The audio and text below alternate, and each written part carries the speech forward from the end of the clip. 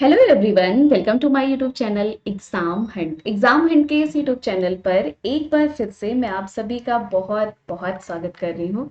सभी को महाशिवरात्रि की बहुत सारी शुभकामनाएं। और आज की ये जो हमारी क्लास है, इसके पहले वाली जो क्लास आपने देखा होगा, वहां पे हम लोग वर्णमाला डिस्कस किए थे और हम लोग स्वर के बारे में बहुत सारी बातें डिस्कस किया था। और आज का ये जो वीडियो होगा ना, यहाँ पे हम स्वर के बारे में सेकेंड पार्ट डिस्कस करेंगे। मतलब जो बातें बची हुई है स्वर को लेकर, उसके बारे में हम लोग इस वीडियो में पढ़ेंगे। तो जो लोगों ने अभी तक पहला वीडियो नहीं देखा, पहले पहला वीडियो देखेंगे, उसके बाद सेकंड वीडियो, तभी समझ में आएगा बेटा। नहीं तो बहुत सारे कंफ्यूजन आपको तुरंत उत्पन्न होने लगे कि ये क्या है, ऐसा क्या है, इसमें क्या है। तो ताकि कोई डाउट ना हो आपको। और यदि आप चैनल पर नए हैं ना, तो चैनल को सब्सक्राइब करना बिल्कुल मत भूलिएगा, बेल आइकन भी दबा दीजिएगा, क्योंकि रोज आपको यहाँ पे क्लासेस होगी, आपको डेली क्लासेस मिलेगी। और आप लोग वीडियो को ज्यादा से ज्यादा शेयर भी किया करिए। सारे बच्चों से मेरी ये रिक्वेस्ट है कि आप सभी वीडियो को ज्यादा से ज्यादा शेयर करिए, आपके पास जो भी ग्रुप है, आपके जो भी दोस्त हैं, ताकि ज्यादा से ज्यादा बच्चे क्लास में आ सके। वीडियो पसंद आएगा तो लाइक भी कर दीजिएगा और कमेंट करके मुझे जरूर बताइएगा कि आपको ये वीडियो कैसा लग रहा है।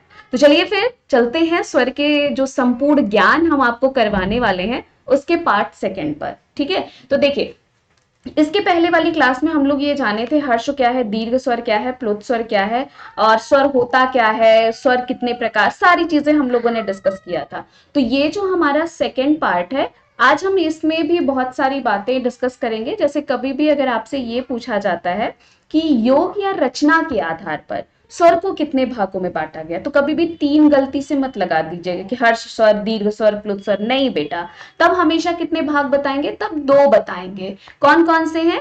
एक, योग या रचना के आधार पर किसको बांटा गया है? मूल स्वर को बांटा गया है। और दूसरा किसको बांटा गया है? संयुक्त स्वर को बांटा गया है। मूल स्वर आप जान ही रहे हैं, हर्ष स्वर को मूल स्वर कहा जाता है। और कौन है मूल स्वर? आपके कितने होते हैं? तो चार होते हैं। आपका आ, ई, उ और री, ये चार जो होते हैं, जिन्हें हम क्या कहते हैं? मूल स्वर कहते हैं। और संयुक्त स्वर को सिर्फ संयुक्त स्वर नहीं कहा जाता। मतलब आपको संहित स्वर दे दिया जाए तब भी हैरान परेशान मत हो जाइएगा, आपको संधि स्वर लिख के दे दिया जाए तब भी मत परेशान हो जाइएगा। संयुक्त स्वर, संहित स्वर या फिर संधि स्वर कितने होते हैं? तो चार होते हैं। कौन कौन से होते हैं? ए, ओ और औ होता है। यहां तक सबको डन? मतलब योग एवं रचना के आधार पर कितना? दो भाग, मूल स्वर और आपका संयुक्त स्वर। डन ना? अब देखिए, अब बात आती है अयोग वाह का। अयोग वाह की अगर हम बात करते हैं तो आपको पता है अंग और आहा को हम क्या कहते हैं? अयोग वाह कहते हैं। मतलब आप लोगों को मैंने एक चीज बताया था कि स्वर जो थे वो कौन थे? वो ठाकुर साहब थे ना फिल्मों के। वो कह रहे थे भाई कुछ भी हो जाएगा, लेकिन किसी अन्य से मदद लेने के लिए नहीं जाएंगे। लेकिन ये जो दो इनके थे ना, ये दोनों पहुंच गए किसके यहाँ? व्यंजन के यहाँ। ठीक है, वहां से गए, मदद लेने लगे, तो इनको क्या किया? स्वर ने अपने घर से ही बाहर कर दिया। ठाकुर साहब ने कहा हटो नालायक लड़के, तुम लोग जाओ। तो इसको इन्होंने क्या कर दिया? ये दोनों क्या हो गए? ये दोनों स्वर और व्यंजन के बीच में अपना घर बनाए, जिस घर को इन्होंने नाम क्या दिया? अयोग वाह दिया। तभी कभी भी अगर आपसे पूछा जाता है ना कि स्वर एवं व्यंजन के बीच की कड़ी को क्या कहा जाता है, या फिर स्वर और व्यंजन के बीच की कड़ी क्या कहलाता है, तो याद रखिएगा अयोग वाह कहलाता है। और कौन थे दो नालायक बच्चे उनके? अंग और आहा को हम क्या कहते हैं? अयोग वाह के नाम से जाने जाते हैं। अंग को हम लोग अनुस्वार भी कहते हैं। क्या कहते हैं? अंग को अनुस्वार कहा जाता है। ठीक है, और ये किससे? ये आ, किससे?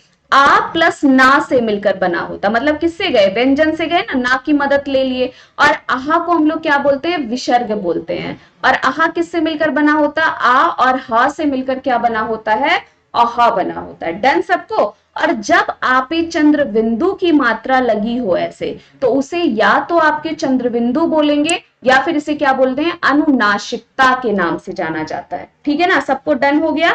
चंद्र बिंदु या फिर अनुनासिकता के नाम से जाना जाता है। और ये हिंदी की अपनी मात्रा होती है। मतलब कभी भी अगर आपको किसी भी शब्द के ऊपर चंद्र बिंदु दिखाई देना, तो आप आंख बंद करके लगा दीजिएगा, वो हमेशा तत्भव शब्द होता है। क्योंकि ये हिंदी की क्या है? ये हिंदी की अपनी मात्रा होती है। तो जब ये हिंदी की अपनी मात्रा है तो कभी तत्सम में इसका प्रयोग ही नहीं किया जाएगा। सबको डन, सबको समझ में आ रहा है? कहीं किसी को डाउट होगा बेटा तो आप जरूर पूछ लीजिएगा।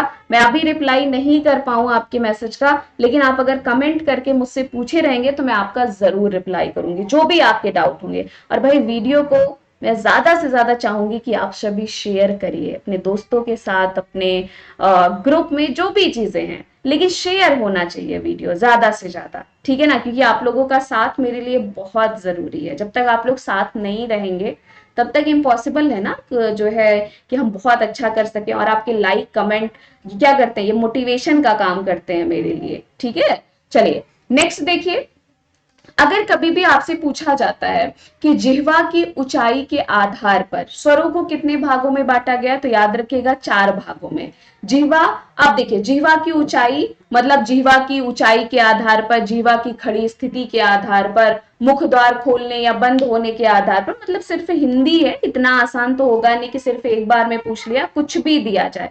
खड़ी स्थिति, मुख द्वार खुलने बंद होने के आधार पर, तो आप कितना बताएंगे? 4 भाग बताएंगे। एक विवरित होता है, दूसरा अर्ध विवरित होता है, तीसरा समृत होता है, और चौथा क्या होता है? अर्ध समृत होता है, ठीक है? विवरित, अर्ध विवरित, समृत और आपका अर्ध समृत, ये जिह्वा की ऊंचाई के आधार पर, खड़ी स्थिति, मुख द्वार खोलने या बंद होने के आधार पर इनको क्या किया गया है? बांटा गया है। सबको क्लियर? किसी को कोई कंफ्यूजन नहीं? आप देखिए, इनको याद करने का ना मैं आपको इतना बढ़िया ट्रिक बताऊंगी कि आपको कभी भी विपरीत, अर्ध विपरीत, समृत, अर्ध समृत पूछा जाएगा ना, कभी गलत ही नहीं करेंगे। लेकिन थोड़ा सा पहले देख लें, ठीक है? आप देखिए, अब अगर हम विपरीत की बात करते हैं तो विपरीत में क्या कहता है कि जिन स्वरों के उच्चारण में मुख द्वार सबसे अधिक खुला होता है, ठीक है? और ऐसे अगर इनको याद करना रहे ना, तो वी से विपरीत होता है, वी से बड़ा होता है, क्या होता है? बड़ा होता है। तो इसका मतलब विपरीत में कौन आ जाएगा? बड़ा आ। सिर्फ कौन आता है? बड़ा होता है, ठीक है ना? डन सबको? जिन स्वरों के उच्चारण में मुख द्वार अधिक खुले, और याद कैसे रखोगे? वी से विपरीत, वी से बड़ा।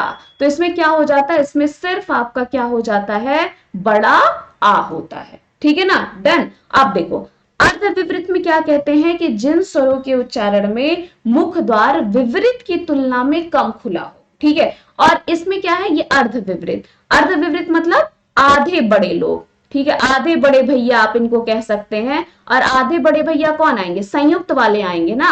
संयुक्त में क्या हो जाता है भाई? ए ओ अ होता है। अगर हम मान ले संयुक्त में ए होता है, ए होता है, ओ होता है, अ होता है, तो ये बड़े में आएंगे और ये बड़े होंगे। ये तो छोटे छोटे, आधे छोटे वाले होंगे ना। और है तो भाई समृद्ध में, तो आधे आधे से मिलकर ये संयुक्त वाले बनते हैं ना, आधा आधा करके बनते हैं। तो ऐसे याद रखोगे, अर्ध विपरीत मतलब आधे बड़े भैया हैं इसमें, ठीक है? तो अ और औ ही तो आधे बड़े भैया हैं, तो अर्ध विपरीत में कौन आ जाएगा? अ और औ आ जाएगा। ये बहुत बढ़िया ट्रिक है याद करने का, एक दो बार समझेंगे ना तो आसानी से याद हो जाएगा, कभी भूलेगा ही नहीं आपको। और समृद्ध क्या कहता है कि जिन स्वरों के उच्चारण में मुख द्वार सबसे कम खुलता है। और समृत में कौन आ जाते हैं? सभी आ जाते हैं। सभी, सभी का मतलब क्या हो जाएगा? जो बाकी के सभी हैं। कौन बचा आपका? ई उ बचा, मतलब छोटी बड़ी, छोटा ऊ और बड़ा ऊ जो होते हैं, ये हमारे किस में आ जाते हैं? समृत में। सभी मतलब छोटी बड़ी, छोटा ऊ बड़ा ऊ, ये जो सभी हैं वो सारे किस में आ जाते हैं? समृत में आ जाते हैं। डन सबको? सा से समृत, सा से सभी, अर्ध विपरीत, आधे बड़े भैया, ए और अ हो जाएंगे। विपरीत में कौन आता है? बड़ा आ होता है। तो आपके बड़ा आ किस में हो जाएगा? विपरीत में हो जाएगा, ठीक है? आप देखिए, अर्ध समृत में क्या कहता है? जिन स्वरों के उच्चारण में जो आपका मुख द्वार है वो समृत की तुलना में अधिक खुलता। अब इसमें क्या हो जाएंगे? आधे सभी आएंगे, आधे सभी, ठीक है? तो आधे बड़े भैया तो अ उसमें आ गए थे, जो है विपरीत में आ गए थे। अब आधे सभी कौन बचा? ए और ओ ही तो आधे सभी बचे हुए हैं, क्योंकि आधा आधा किसमें? संयुक्त में ही तो होता है। तो जो आपका ए और जो आपका ओ है वो किसके अंतर्गत आ जाएगा? अर्ध समृत के अंतर्गत आ जाएगा। सबको क्लियर हुआ? मतलब इसमें आ का प्रयोग नहीं किया जाता है, बाकी सब आ जाते हैं इसमें। सबको यहां तक क्लियर? देखिए एक बार फिर से मैं यहाँ पे आपको बताऊंगी। ये जो आपका देखिए, वी से आपका विपरीत, अब कभी भूलिएगा नहीं, ये बहुत बढ़िया ट्रिक है। वी से विपरीत, वी से बड़े भैया, ठीक है? कौन? बड़े भैया। बड़े भैया का मतलब क्या हो गया? बड़ा, ठीक है? अर्ध विपरीत, आधे बड़े भैया। कौन? आधे जो हमारे बड़े भैया हैं वो अर्धविपरीत मतलब किसके अंतर्गत आएंगे, आपका संयुक्त वाला आधा आधा होता है, मतलब इसमें क्या हो जाएगा, ए हो जाएगा और क्या हो जाएगा, अ हो जाएगा। समृद्ध में बाकी के जो सभी हैं, सभी कौन हो गए, छोटी बड़ी छोटा ऊ और बड़ा ऊ हो जाएगा। और अर्ध समृद्ध में कौन हो जाएंगे, आधे सभी हो जाएंगे। और आधे सभी में कौन हो जाएगा, आपका ए बचा हुआ है और ओ बचा हुआ है। डन, सबका क्लियर हुआ। एक दो बार देखेंगे, कभी नहीं, नहीं तो ऐसे अगर इनको याद करते हैं विपरीत में अ की मात्रा, अर्ध विपरीत में ए अ, तो आपको क्या हो जाता, आज याद करेंगे कल आपका भूल जाएगा, ऐसे आपको कभी नहीं भूलेगा। ठीक है, कभी भी गलत हो ही नहीं सकता है आपका। यहां तक सबका क्लियर। अगला देखिए, नेक्स्ट देखिएगा, जिह्वा के उत्थापित भाग, या आपसे पूछा जाए कि जिह्वा की आड़ी स्थिति के आधार पर, ठीक है, कितने भागों में याद है कि, तो 3 भागों में। ठीक है, उत्थापित भाग या आड़ी स्थिति के आधार पर स्वरों को कितने भागों में वर्गीकृत किया गया है, तो 3 भागों में। एक हमारा अग्रस्वर होता है, एक हमारा केंद्रीय या फिर जिसे हम मध्य स्वर बोलते हैं, एक हमारा पश्च स्वर होता है। अब इनको कैसे याद रखोगे, तो देखो इनको याद रखने का सबसे अच्छा तरीका आप ऐसे लिख लीजिएगा, छोटा बड़ा, ठीक है, फिर छोटी बड़ी छोटा ऊ और बड़ा ऊ। ठीक है, फिर आपका क्या है, ए ओ और आपका क्या है, औ है। ठीक है ना। अब देखिए, अब अग्र स्वर में ये आगे वाले सभी, ये जो आगे वाले वर्ण हैं, ये किस में आ जाएंगे, ये अग्र स्वर में आ जाएंगे। ठीक है, ये अग्र स्वर के अंतर्गत हो जाएंगे। ये जो आगे मतलब ई ए, ये क्या होंगे, अग्र स्वर। पीछे के जो सारे वर्ण हैं, ये जो पीछे के सभी हैं, ये किस में आ जाएंगे, ये पश्च स्वर में आ जाएंगे, मतलब बड़ा छोटा ऊ बड़ा ऊ ओ औ, ये सारे। लेकिन सिर्फ याद रखिएगा, ये जो हमारा अ होता है, इसे ही हम केंद्रीय या फिर मध्य स्वर के नाम से क्या करते हैं, जानते हैं। तो अ आपका इस तरह से आप लिख लीजिएगा, छोटा बड़ा छोटी बड़ी छोटा ऊ बड़ा ऊ, ए और ओ औ। ठीक है, इस तरह से आप लिख लेंगे। तो जो आगे वाले सभी है, मतलब छोटी बड़ी ए ये अग्र स्वर में आ जाएंगे, पीछे के ये जो सभी हैं ये पश्च स्वर में आ जाएंगे। और सिर्फ याद रखिएगा कि ये जो हमारा अ है, इसे ही हम केंद्रीय या मध्य स्वर के अंतर्गत रखते हैं। तो जिह्वा के उत्थापित भाग के आधार पर या जिह्वा की आड़ी स्थिति के आधार पर यदि आपसे स्वर के बारे में पूछेगा, तो आप कितना बताएंगे, 3 प्रकार इनके बताएंगे। तो बताइए, यहां तक सबको डन हो गया, डन हो गया। अब यहाँ पे देखिए, आप यहाँ पे देख सकते हैं, अग्र स्वर में क्या होता है कि जिन स्वरों के उच्चारण में जीभ का आगे का हिस्सा, जो जीभ होता है उसका आगे का हिस्सा, तो आपका अग्र स्वर में अभी मैंने बताया कैसे याद रखेंगे, इसमें ई और ए आएगा। ठीक है ना। मध्य स्वर केंद्रीय स्वर में जिसके उच्चारण में बीच का हिस्सा, मध्य मतलब बीच होता है ना, बीच का हिस्सा उठता है, सिर्फ याद रखिएगा इसमें आ होता है। और पश्च स्वर में क्या होता है, उच्चारण में जीभ का पीछे का हिस्सा, मतलब बड़ा छोटा ऊ बड़ा ऊ ओ और औ। कैसे लिख लेना है, क्या लिखोगे, छोटा बड़ा, ठीक है, फिर छोटी बड़ी छोटा ऊ बड़ा ऊ, ठीक, फिर क्या है, ए ओ और क्या, औ। ठीक है ना। तो ये जो हमारे होंगे, ये सारे हमारे होंगे, ये पश्च स्वर में आएंगे, ये जो इतने हमारे होंगे ये अग्र स्वर में आएंगे, और सिर्फ ये जो हमारा हो जाएगा ये आपका मध्य स्वर हो जाएगा। सबको यहां तक क्लियर हो गया है, प्लीज मुझे बताइए कमेंट करके जल्दी से। सभी बच्चों का हो गया ना डन। तो ये थी बहुत सारी बातें मैंने आपके साथ डिस्कस किया है। मैंने कोशिश की है कि आपको जितनी ज्यादा इंपॉर्टेंट बातें हो, कोई भी पॉइंट मैं ना छोड़ूं, आपको हर एक पॉइंट बताने की मैंने आपसे कोशिश की है। तो अगर आप सभी को वीडियो पसंद आया होगा तो आप सभी लाइक जरूर करिएगा, कमेंट करके मुझे जरूर बताइएगा कैसा लगा आपको वीडियो, क्योंकि मैंने कहा ना इससे मुझे मोटिवेशन मिलता है और वो भी बहुत जरूरी है। और ज्यादा से ज्यादा आप सभी वीडियो को शेयर भी जरूर करिएगा।